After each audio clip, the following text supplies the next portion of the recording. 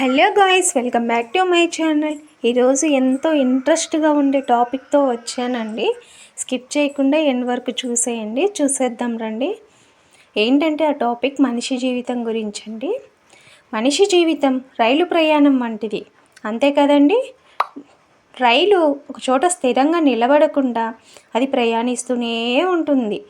అంతేనండి, మనిషి జీవితం కూడా ఎప్పుడు ఎటు వెళ్తుందో కూడా తెలియకుండా అది కూడా ప్రయాణిస్తూనే ఉంటుంది. బట్ ఎప్పుడు ఏం జరుగుతుందో, ఎప్పుడు ఎలాంటి సిచ్యువేషన్స్ వస్తాయో మనిషి జీవితంలో అసలు ఎక్స్పెక్ట్ చేయలేరు ఎవరు.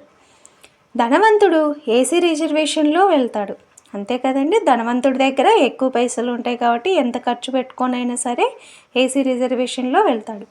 మధ్యతరగతి వాడు రిజర్వేషన్స్లలో వెళ్తాడు.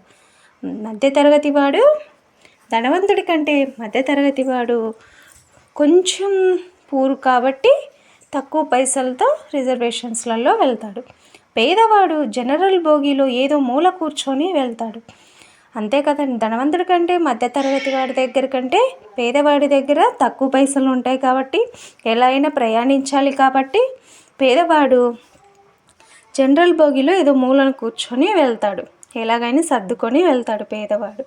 ఎలా వెళ్ళినా సరే ప్రయాణం మాత్రం ఎక్కడా ఆగదు, అంతే కదండి. ఇప్పుడు ధనవంతుడు ఏసీలలో వెళ్ళినా మధ్యతరగతి వారి రిజర్వేషన్లలో ప్రయాణం మాత్రం